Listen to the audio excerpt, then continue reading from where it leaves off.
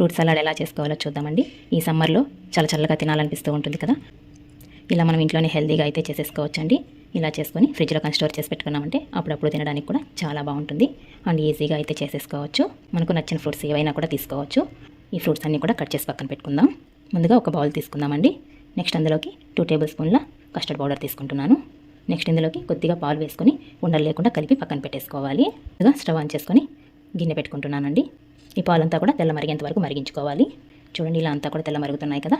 Next ఇందులోకి 3 table స్పూన్ల sugar వేసుకుంటున్నాను. ఇప్పుడు మనం కలిపి పెట్టుకున్న కస్టర్డ్ మిశ్రమాన్ని వేసుకొని ఇలా కంటిన్యూస్గా కలుపుతూ ఒక 2 మినిట్స్ అయితే ఉడికించుకోవాలండి.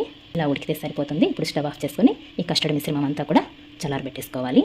నెక్స్ట్ మిక్సింగ్ బౌల్ ఒకటి తీసుకుందామండి. అందులోకి మనం కట్ చేసి పెట్టుకున్న ఫ్రూట్స్ అన్నీ కూడా వేసేసుకుందాం.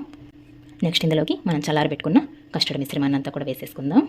ఇలా అంతా కూడా కలిపేసుకున్న తర్వాత ఇప్పుడు ఒక 1 అవర్ అయితే ఫ్రిడ్జ్లో పెట్టుకొని తీసుకుందాం. ఎంతో టేస్టీ అయినా చాలా చల్లని ఫ్రూట్ సలాడ్ అయితే రెడీ అయిపోయిందండి.